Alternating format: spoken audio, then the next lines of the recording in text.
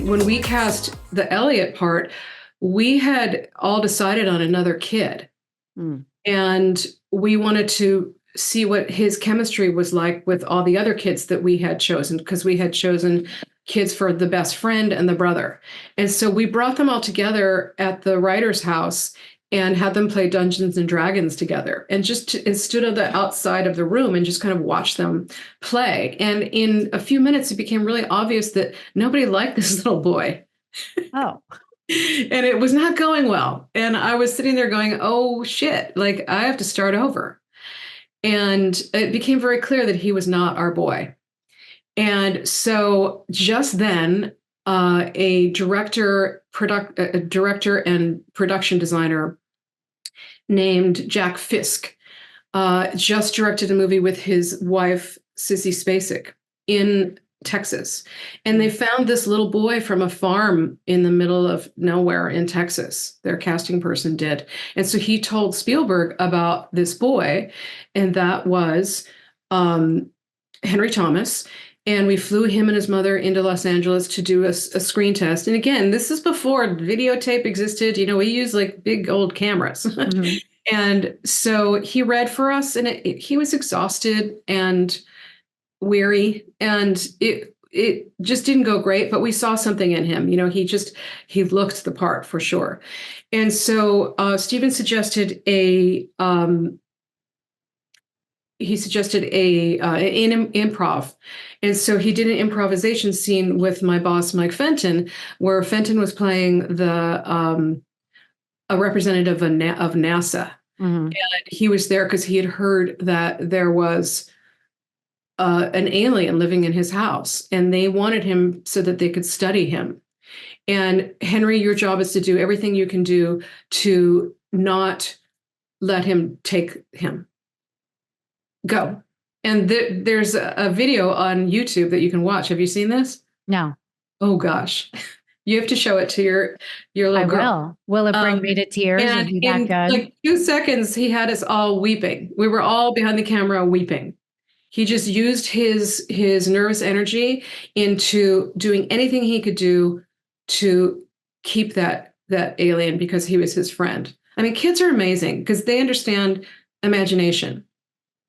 Yes. You know, their imagination is enormous. They also don't have an ego formed yet. And so they will do anything. They don't care whether they look stupid.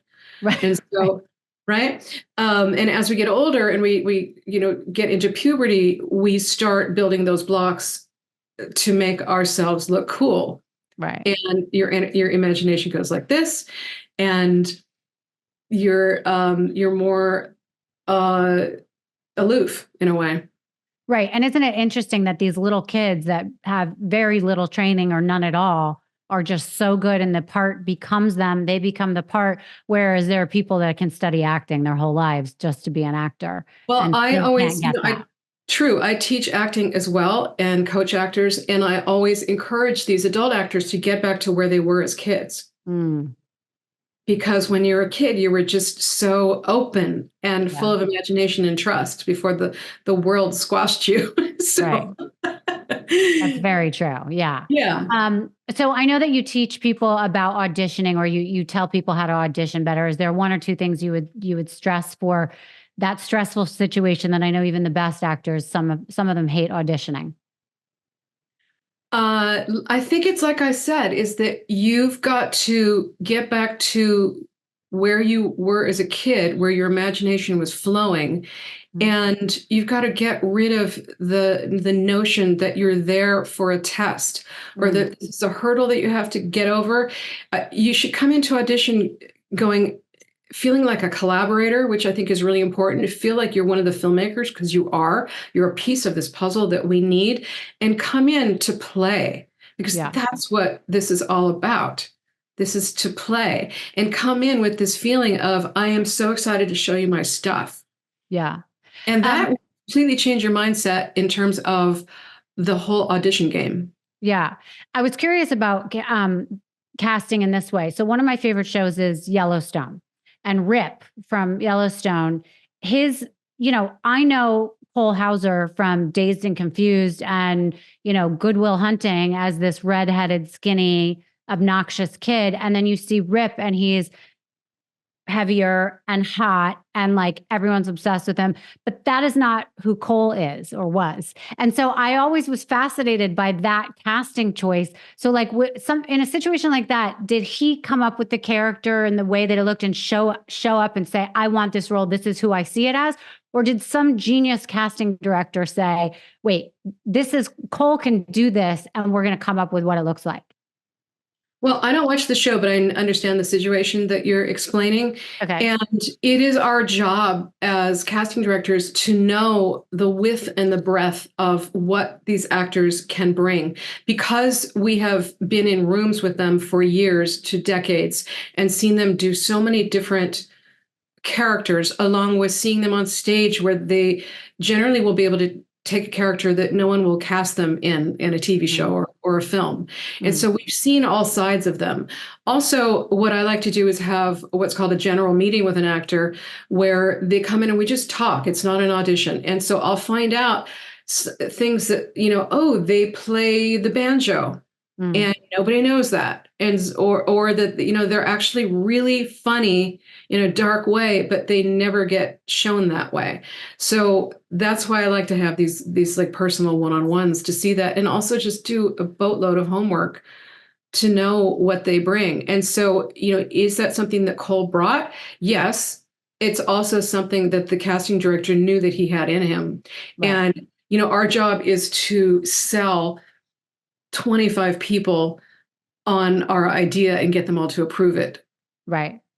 That must be Which hard. means, all these studio executives, the immediate filmmakers, the director, the producers, the writer, and then all these film executives that want to put their fingerprints on it. And so at the end of the day, it could be like 25 to 30 people that we need to get approval from. And they might have their own mindset on, of course, looking different, sounding different, whatever, and you have to convince them. And for me, the most interesting casting is casting somebody out of left field that you never expected. For instance, on Footloose, I cast two people that the role was not written that way. John Lithgow, who played the father, the preacher, he was written as this Paul Newman-esque, very handsome, salt and pepper hair, charismatic character. And I thought, okay, interesting. I'll bring you guys like that.